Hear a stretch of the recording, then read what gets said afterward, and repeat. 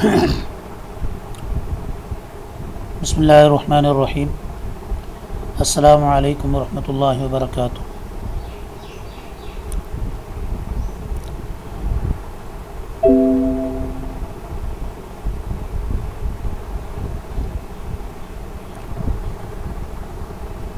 آج ہم انشاءاللہ قرآن کریم سیکھنے کے سلسلے کا 11واں سبق پڑھیں گے۔ حسب سابق اس سبق کے بارے میں بھی یہ تاکید ہے کہ اس کو مکمل سنیں، اور کوئی سوال ہو تو کمنٹ سیکشن میں پوچھ سکتے ہیں۔ ہمارا یہ سبق مشتمل ہے سورہ بقرہ کی آیات 8 تا 10 پر۔ سورہ بقرہ کی آیات 8 تا 20 یہ 13 آیات میں اللہ تبارک و تعالیٰ نے منافقین کا تعارف پیش کیا ہے۔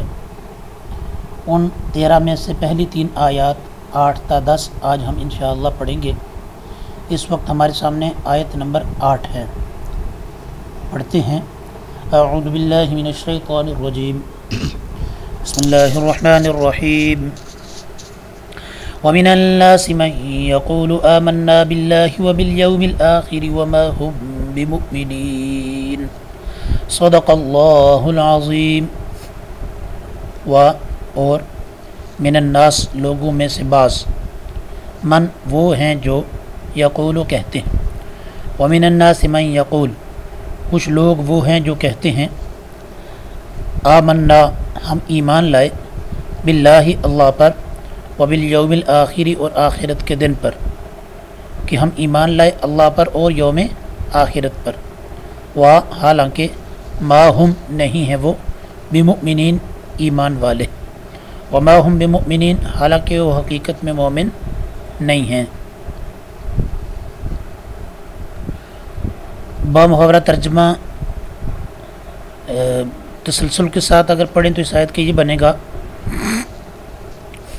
کچھ لوگ وہ ہیں جو کہتے ہیں کہ ہم ایمان لے آئے اللہ پر اور یوم آخرت پر، حالانکہ حقیقت میں وہ مومن نہیں ہیں۔ اب اس آیت کی تفصیل میں کچھ باتیں ہیں۔ سابقہ اسباق کے اندر طرز یہ تھا کہ اہم نکات آپ کے سامنے لائے جاتے تھے اور پھر ان کی وضاحت یا تشریح ساتھ ساتھ کی جاتی تھی، تو ساتھ آخر میں کہا جاتا تھا کہ اہم نکات اپنے پاس نوٹ کریں اور جو تشریحی باتیں ہیں وہ یاد رکھیں، لیکن آپ کے حافظے پہ بوجھ مزید کم کرتے ہوئے تشریحی باتوں کو بھی اس سبق کے اندر لے لیا گیا ہے۔ اب آپ نے توجہ سے سمجھنی ہے بات، اور جو بات پھر بھی رہ جائے وہ کمنٹ سیکشن کے اندر سوال کر کے پوچھ سکتے ہیں۔ نظریاتی اعتبار سے دنیا میں 3 قسم کے لوگ ہوا کرتے ہیں: حق اور سچ کو قبول کرنے والے، نمبر 2 حق کا انکار کرنے والے، نمبر 3 ذاتی مفاد یا فکری انتشار یعنی سوچ منتشر ہونے کی وجہ سے ہمیشہ تذبذب کا شکار، کبھی آگے کبھی پیچھے، کبھی کسی چیز کے بارے میں سوچنے لگ جانا کہ شاید یہ ٹھیک ہے، کبھی سوچنے لگ جانا کہ شاید یہ غلط ہے، اس کو کہتے ہیں تذبذب۔ تو 3 قسم کے گروہ ہوتے ہیں: ایک کسی نئی سچی دعوت کو قبول کرنے والے، کھول کھلا کے قبول کرنے والے، دوسرے صاف انکار کرنے والے، تیسرے کسی مفاد کی وجہ سے یا سوچ ٹھوس نہ ہونے کی وجہ سے تذبذب کا شکار لوگ، وہ مگو کا شکار لوگ، فیصلہ نہ کر سکنے والے لوگ۔ سورت کی شروع کی 5 آیات میں جو حق اور سچ کو قبول کرنے والے ہیں ان کے اوصاف کا بیان ہوا ہے، ان کو ایمان والے فرمایا گیا، ان کے اوصاف بیان ہوئے، ان کا اچھا انجام بیان فرمایا گیا۔ پھر اگلی 2 آیات یعنی 6 اور 7 میں ان لوگوں کا ذکر ہوا جو کھلے کافر ہیں، یعنی صاف صاف انکار کرنے والے۔ اب یہاں سے اگلی 13 آیات یعنی 8 تا 20 اس میں تیسرے گروہ کا بیان ہو رہا ہے۔ کون سا؟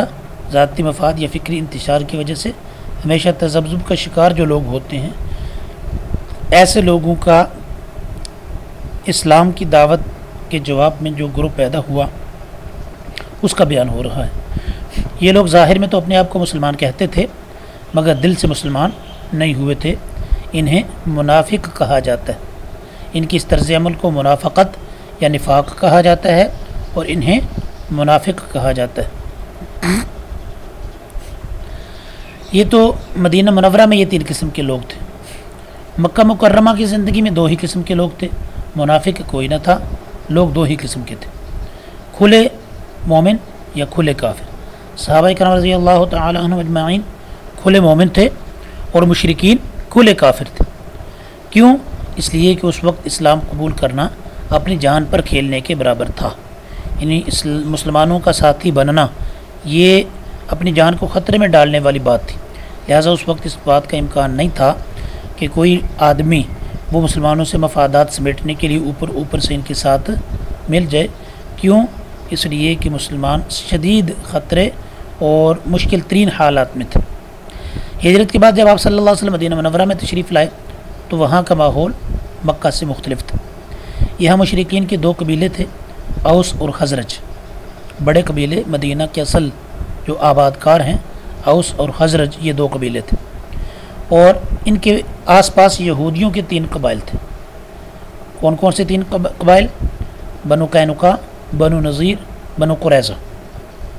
بنو قینقاع جو انصار کا جو قبیلہ تھا اوس، اس کے حلیف تھے، حلیف کا مطلب اتحادی، تو بنو قینقاع اوس کے حلیف تھے، اور بنو قریظہ اور بنو نذیر یہ دونوں قبیلے یہودیوں کے، انصار کے دوسرے قبیلے خزرج کے حلیف تھے یعنی اتحادی تھے۔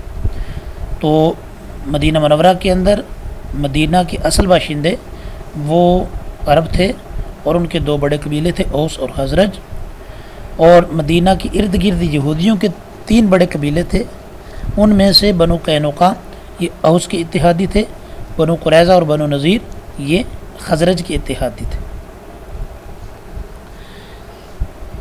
نبی کریم صلی اللہ علیہ وسلم کی مدینہ طیبہ میں آمد سے پہلے ایک شخص عبداللہ بن ابی بن سلول، عبداللہ بن ابی بن سلول قبیلہ خزرج کا سردار تھا، یعنی اوس اور خزرج جو 2 بڑے قبیلے تھے ان میں سے قبیلہ خزرج کا سردار تھا، اور اوس کے لوگ بھی اسے سردار مانتے تھے، یعنی شخصیت کے اعتبار سے یا اس کی اپنی وجاہت کے اعتبار سے لوگ جو اوس کے تھے وہ بھی اس کا لحاظ کرتے تھے، اس کو سردار مانتے تھے۔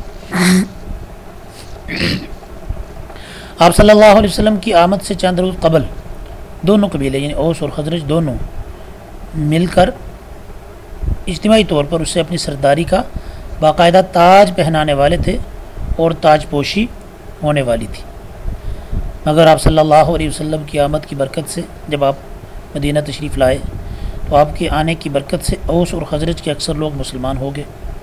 تو جب مسلمان ہو گئے تو پھر ان کے سردار تو کون ہوئے؟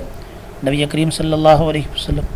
تو عبداللہ بن ابی بن سلول جو آپ صلی اللہ علیہ وسلم کی تشریف آوری سے پہلے اوس اور خزرج کا مشترکہ سردار بننے والا تھا، اس کی تاج پوشی دری کی دری رہ گئی۔ اب جب یہ صورتحال ہوئی تو اس صورتحال میں اس کے لیے تو ظاہر ہے پریشانی بننی ہی تھی، تو اس کے لیے پریشانی بن گئی پھر، تو اس وجہ سے اس کے دل میں اسلام اور پیغمبر اسلام صلی اللہ علیہ وسلم کے لیے حسد کی آگ بھڑکنے لگی۔ اس کے چند بدفطرت ساتھی تھے، ان کا حال بھی اسی جیسا تھا، یعنی جو اس کے قریبی تھے وہ بھی اسی طرح پریشان ہو گئے آپ صلی اللہ علیہ وسلم کی تشریف آوری سے جیسے وہ پریشان ہوا۔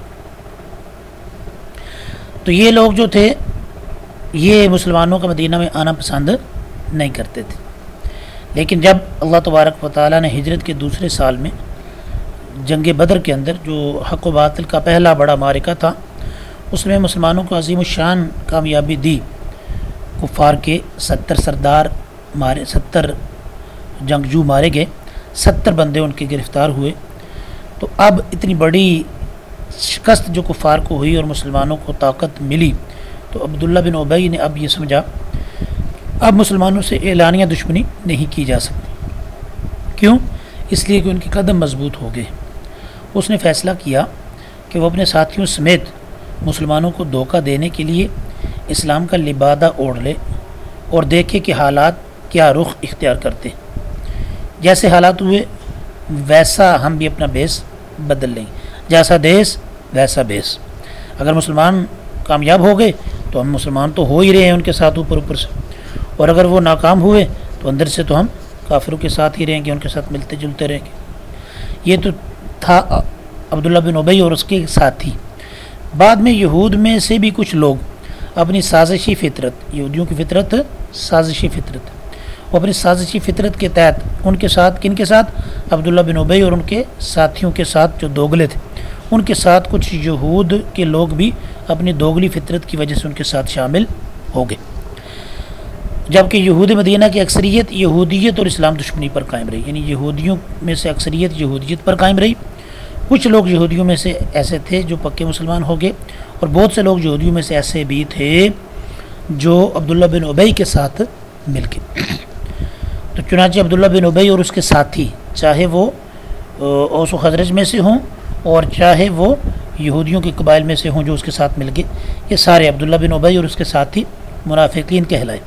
انہی کے بارے میں یہاں فرمایا جا رہا ہے کہ کچھ لوگ کہتے ہیں کہ ہم اللہ اور قیامت پر ایمان لائے مگر وہ مومن نہیں۔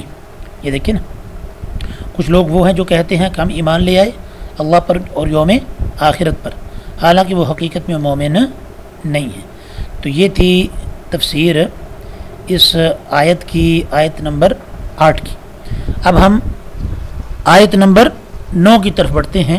آپ کے سامنے اس وقت جو سلائیڈ پہ نظر آ رہی ہے یہ سورہ بقرہ کی آیت نمبر 9 ہے، اس کی تلاوت کر لیتے ہیں۔ اعوذ باللہ من الشیطان الرجیم، بسم اللہ الرحمن الرحیم۔ یخادعون اللہ والذین آمنوا وما يخدعون الا انفسهم وما يشعرون صدق اللہ العظیم۔ یخادعون، وہ منافقین دھوکہ دینا چاہتے ہیں اللہ کو، یخادعون اللہ، وہ اللہ کو دھوکہ دیتے ہیں، والذین، اور ان لوگوں کو جو آمنوا ایمان لائے، والذین آمنوا، اور ان لوگوں کو جو واقعی ایمان لا چکے ہیں، یعنی ظاہراً تو ایمان یہ بھی لائے تھے، تو یہ دھوکہ دینا چاہتے ہیں اللہ کو اور ان لوگوں کو جو سچے ایمان لا چکے۔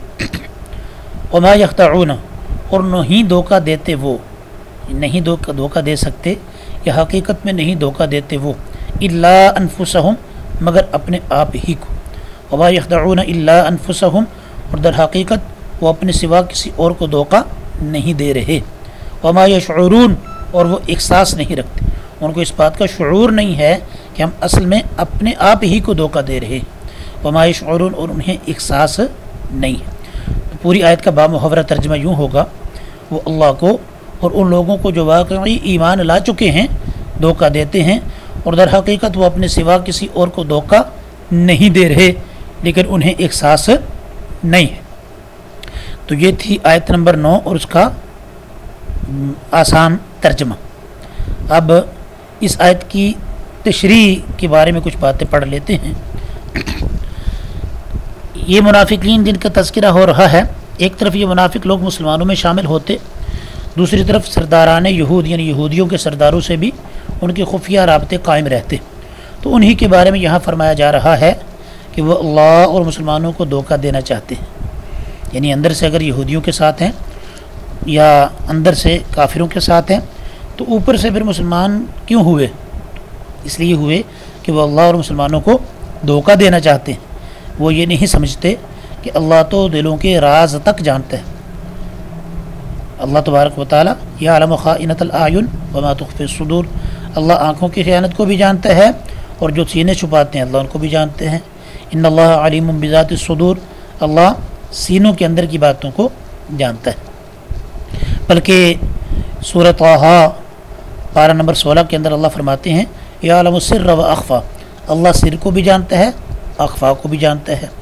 تو اب دونوں کا مطلب خفیہ بات ہے، لیکن مفتی شفیع صاحب رحمۃ اللہ علیہ نے یہاں پہ ایک نقطہ لکھا ہے، فرماتے ہیں سر وہ بات جو آدمی کے دل میں ہے لیکن ارد گرد والوں سے چھپی ہوئی ہے، اخفا وہ بات جو آدمی کے دل میں ابھی نہیں آئی، اس سے خود بھی پوشیدہ ہے، وہ بعد میں ابھی اس کے دل میں آنی ہے، خود اس سے وہ بات ابھی چھپی ہوئی ہے، اللہ اس کو بھی جانتا ہے۔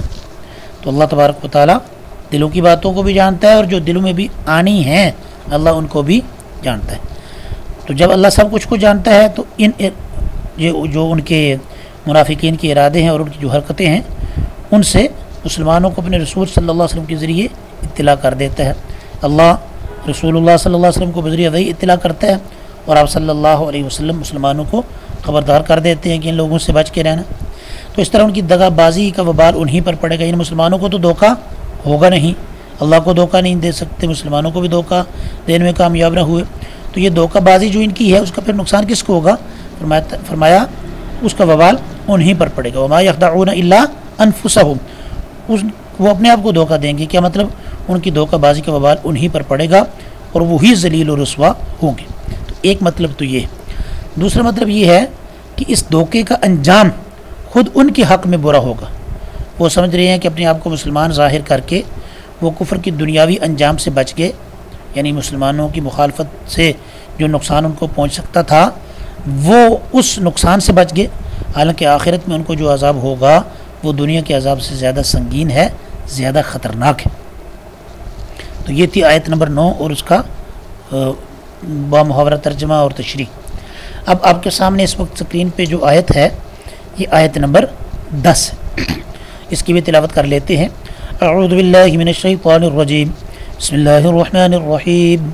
فی قلوبہم مرض فزادہم اللہ مرضا ولہم عذاب علیم بما كانوا یکذبون صدق اللہ العظیم۔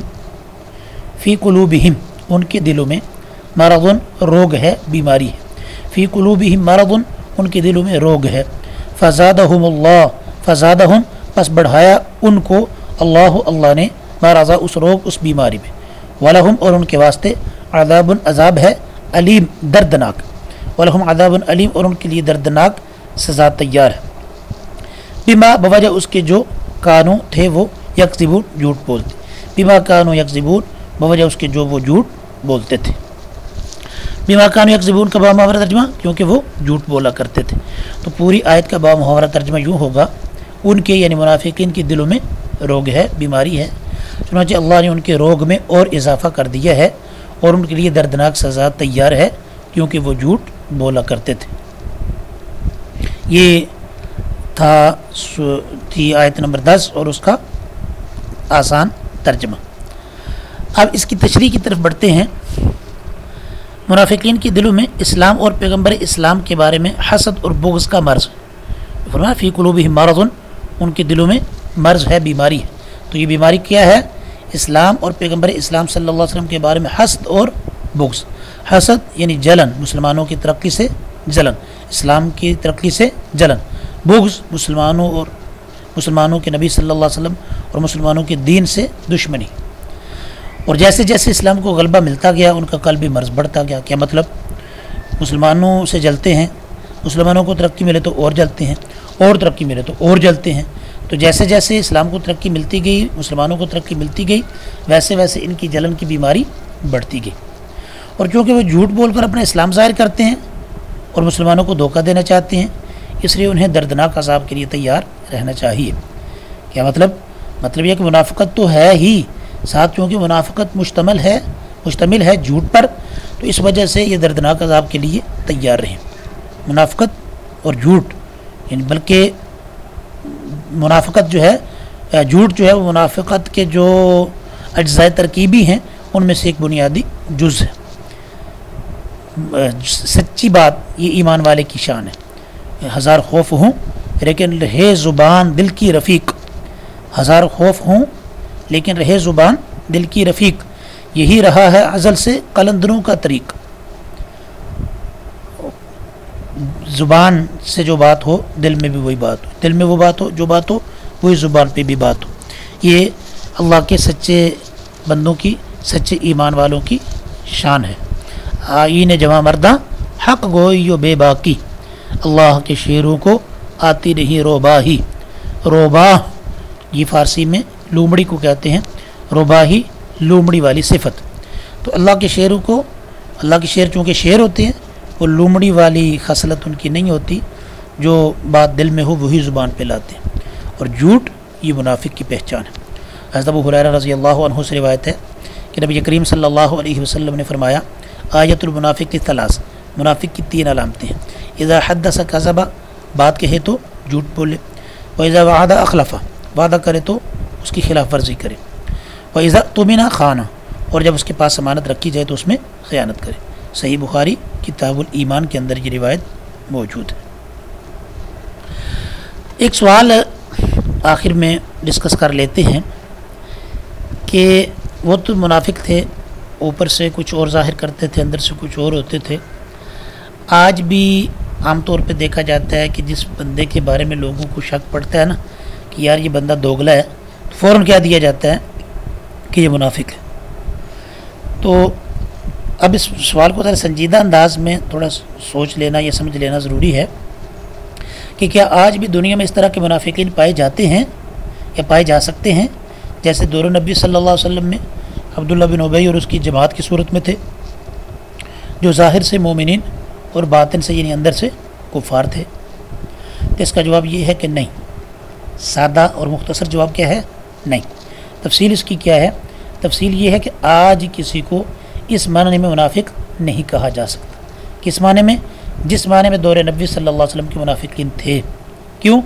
کیونکہ ان کے دلوں میں چھپے کفر کو بذریعہ وحی ظاہر کر دیا گیا، تو پکا پتہ چل گیا کہ یہ منافقین ہے. آج وحی نہیں آ سکتی، لہٰذا آج کسی کے بارے میں پتہ بھی نہیں چل سکتا کہ یہ اندر سے مسلمان ہے یا نہیں. لہٰذا وحی آتی تو اعتقادی یا عقیدے کا یہ دل کے نفاق کا پتہ چل سکتا تھا. آپ صلی اللہ علیہ وسلم آخری نبی ہیں، آپ صلی اللہ علیہ وسلم کے بعد کوئی نبی نہیں، اور وہی تو نبی ہی پر آتی ہے، لہٰذا آپ کے بعد وہی بھی بند ہے. تو اب وہی آنا ممکن نہیں، لہٰذا اب ظاہر پہ فیصلہ ہوگا. جو آدمی اپنا اسلام ظاہر کرے یعنی اپنے آپ کو مسلمان ظاہر کرے، وہ قانون شریعت میں مومن ہی سمجھا جائے گا، خواہ وہ دل سے کافر ہی ہو، وہ جانتا ہے یا اس کا اللہ جانتا ہے. اور جو کفر کا اظہار کرتا ہے، کیا مطلب اپنے آپ کو کافر کہتا ہے یا ایسی بات کرتا ہے جو کافروں والی ہے، یا ایسے عقیدے کا اظہار کرتا ہے جو عقیدہ کفر ہے، تو ایسا آدمی کافر ہوگا، خواہ اس کو کافر کہلانا پسند ہو یا نہ ہو. یہ دو چیزیں ہوگی، جو اسلام کا اظہار کرے وہ مومن، جو کفر کا اظہار کرے وہ کافر، اور جو اسلام لا کر اسلام سے پھر جائے وہ مرتد ہے. ارتداد کا مطلب پھرنا، مرتد کا مطلب پھر جانے والا. جو اسلام لا کر اسلام سے پھر جائے وہ مرتد ہے. اور ایک چوتھی قسم جو کفریہ عقائد رکھنے کے باوجود خود کو مسلمان کہے، ہو تو کافر، عقیدے اس کی کفریہ ہوں، لیکن اپنے ان کفریہ عقیدوں کو اسلام بنا کر پیش کرے، خود کو مسلمان کہے، وہ زندیق اور ملحد ہے. اب آپ کہیں گے کہ منافق بھی تو یہی ہوتے ہیں، کافر ہوتے ہیں اور اپنے آپ کو مسلمان ظاہر کرتا ہے، تو زندیق بھی ہے کافر، کفریہ عقائد رکھتا ہے لیکن اپنے آپ کو مسلمان ظاہر کرتا ہے، تو فرق کیا ہے؟ بات دونوں ایک ہے. پھر یہ کیا وجہ ہے کہ وہ منافق اور یہ زندیق اور ملحد؟ تو بات تھوڑی سی باریکی سے یا توجہ سے سمجھ لیں. منافق اپنے دل کے اندر کفریہ عقائد رکھتا ہے لیکن اوپر سے وہی عقیدے ظاہر کرتا ہے جو سچے مسلمانوں کے عقیدے ہوتے ہیں. کیا مطلب؟ دل کے اندر خالص کفر ہے لیکن اوپر سے خالص اسلام ظاہر کرتا ہے، وہ منافق. زندیق یا ملحد یہ کیا ہوتا ہے؟ یہ دل کے اندر کفریہ عقائد رکھتا ہے اور انہی عقائد کو ظاہر بھی کرتا ہے، لیکن دلائل کو توڑ مروڑ کے آیات یا حدیث کے اندر معنی کی تعریف اور رد و بدل کر کے یہ منوانے کی کوشش کرتا ہے کہ جو میرے عقیدے ہیں یہ کفریہ نہیں ہیں، یہ عقیدے اسلام کے مطابق. ایسا آدمی زندیق ہوتا ہے. جیسے منکرین ختم نبوت یعنی قادیانی، مرزائی وغیرہ، یہ آپ صلی اللہ علیہ وسلم کی ختم نبوت کا انکار کرتے ہیں لیکن ختم نبوت کے معنی کے اندر تبدیلی کرتے ہیں. کہتے ہیں کہ آپ صلی اللہ علیہ وسلم خاتم النبیین ہیں. کیا مطلب؟ ختم کا مطلب ہے مور، خاتم النبیین نبیوں کی مور، آپ نبیوں کی مور ہیں. کیا مطلب؟ کہ آپ صلی اللہ علیہ وسلم کے بعد نبوت بند نہیں ہوئی، صرف اتنا ہے کہ آئندہ جتنے نبی بنیں گے وہ آپ کی مور سے بنے گے. تو یہ کیا ہے؟ اپنے کفریہ عقیدے کو اسلام کے دلائل توڑ مروڑ کے اس عقیدے کو ثابت کرنے کی کوشش کرنا. منکرین حجیت حدیث، حجیت کا مطلب دلیل ہونا، حجیت حدیث حدیث کا دلیل ہونا. منکرین حجیت حدیث جو حدیث کے حجت ہونے کے منکر ہیں. کیا مطلب؟ مطلب یہ ہے کہ اہل اسلام کا یہ عقیدہ ہے کہ جس طرح قرآن اللہ کی کتاب ہے اور دین کا ماخذ ہے، دین اس سے لیا جاتا ہے، اور جو بات قرآن سے ملے وہ دین ہے، دین کا حصہ ہے. ایسے ہی اہل اسلام کا یہ عقیدہ بھی ہے کہ قرآن کریم کی تشریح میں یا اس کے علاوہ نبی کریم صلی اللہ علیہ وسلم نے جو بات ارشاد فرمائیں ان کو حدیث و سنت کہتے ہیں، اور وہ بھی قرآن کریم کے بعد دین کا دوسرا ماخذ ہیں۔ کیا مطلب؟ ان سے بھی دین لیا جاتا ہے، جو باتیں حدیث یا سنت سے ملیں وہ بھی دین ہیں، دین کا حصہ ہے۔ تو کیا مطلب؟ حدیث بھی دلیل ہے دین کے لیے، اس سے بھی دین ثابت ہوتا ہے۔ تو اس عقیدے کو کہتے ہیں عقیدہ حجیت حدیث۔ منکرین حجیت حدیث جو اس بات کو نہیں مانتے۔ تو اب دیکھیں وہ آپ صلی اللہ علیہ وسلم کی ساری رہنمائی جو قرآن کریم کے الفاظ کے علاوہ آپ صلی اللہ علیہ وسلم نے پیش فرمائی، اس ساری رہنمائی کا انکار کرتے ہیں، لیکن اپنے آپ کو مسلمان کہلانے پہ اصرار کرتے ہیں اور کہتے ہیں کہ ہم اہل قرآن ہیں۔ کیا مطلب؟ کہ ہم جو ہیں وہ قرآن کو ماننے والے ہیں۔ تو قرآن کو ماننے والے تو وہ بھی ہیں جو حدیث کو مانتے ہیں، یعنی ہم حدیث کو مانتے ہیں، قرآن کا انکار تو نہیں کرتے نا۔ تو قرآن اہل قرآن تو ہم بھی ہیں، لیکن وہ اہل قرآن اس معنی میں کہلاتے ہیں کہ وہ قرآن کا نام لے کے حدیث کا انکار کرتے ہیں۔ ایسے ہی ہم حدیث کو مانتے ہیں، فقہ کو بھی مانتے ہیں، تو اہل حدیث ہم بھی ہیں، لیکن بعض لوگ وہ اہل حدیث اس معنی میں کہلاتے ہیں کہ اہل حدیث کہلا کے اجتہاد یا قیاس کا انکار کرتے ہیں، فقہ کا انکار کرتے ہیں۔ تو اہل قرآن جو حدیث کو بھی مانے وہ درست اہل قرآن ہیں، جو حدیث کا انکار کر کے اپنے آپ کو اہل قرآن کہیں وہ قرآن کا نام لے کے حدیث کا انکار کرنے کا بہانہ بنا رہے۔ ایسے اہل حدیث یعنی جو فقہ کو بھی مانیں، جیسے ہم اہل حدیث ہیں، حدیث کو مانتے ہیں، فقہ کو بھی مانتے ہیں، لیکن وہ اہل حدیث جو حدیث اپنے آپ کو اہل حدیث کہیں اور فقہ کا یعنی اجتہاد و قیاس کا انکار کریں، وہ غلطی پہ ہیں۔ یعنی اہل حدیث اپنے آپ کو کہلا کے فقہ کا انکار کرنا یہ درست نہیں ہے۔ تیسرے نمبر پہ یعنی یہ اہل حدیث کو خدا نخواستہ میں زندیق نہیں کہہ رہا، توجہ کریں۔ منکرین حجیت حدیث جو نبی کریم صلی اللہ علیہ وسلم کی حدیث کی حجت ہونے کے منکر ہوں، وہ جو ہیں زندیق ہیں یا ملحد ہیں۔ باقی اہل حدیث ان کے ساتھ فقہی اختلاف ہے، ہیں وہ بھی مسلمان۔ منکرین معراج جسمانی از مکہ تا بیت المقدس، یعنی آپ صلی اللہ علیہ وسلم کو اللہ تبارک و تعالیٰ نے معراج جو فرمائی تو اس کے دو حصے ہیں، ایک ہے اسراء، دوسری ہے معراج۔ اسراء کیا ہے؟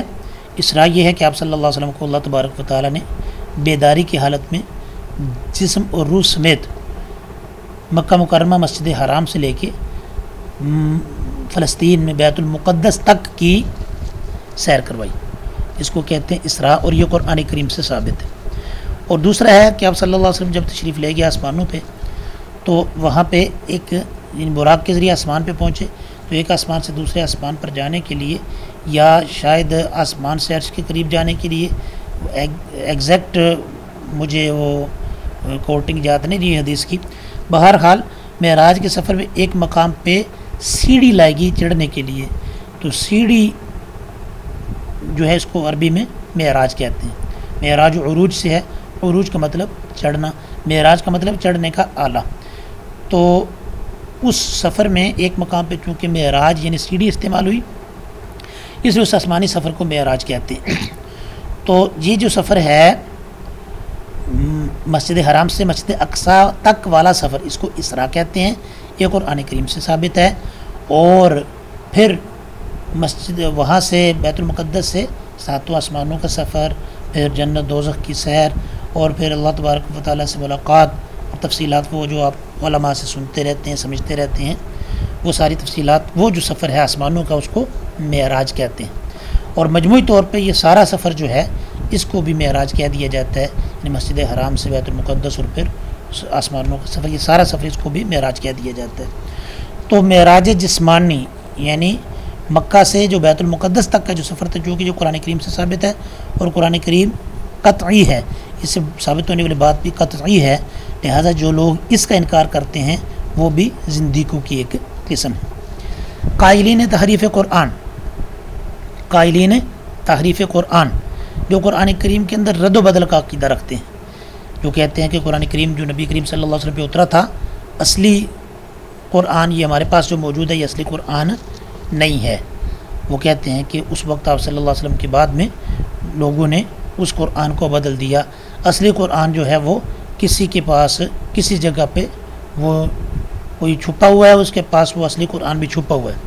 تو یہ عقیدہ جو ہے یہ چونکہ اسلام کے خلاف ہے، لہٰذا جو لوگ اس عقیدے کے باوجود اپنے آپ کو مسلمان کہیں اور ثابت کرنے کی کوشش کریں کہ واقعی قرآن کریم کے اندر تبدیلی ہو گئی ہے، یا کہیں کہ ہم اسی قرآن کو مانتے ہیں، لیکن جب ان کو کہا جائے کہ جو گزشتہ 14 صدیوں کے اندر بے شمار ایسے لوگ جو موجود ہیں بائی نیم، جن کا تعارف تاریخ کے اندر موجود ہے اور ان کی کتابیں موجود ہیں اس بات پہ کہ یہ قرآن اصلی قرآن نہیں ہے جو ہمارے پاس ہے، یہ اصلی قرآن نہیں ہے، ان لوگوں کے بارے میں کیا خیال ہے؟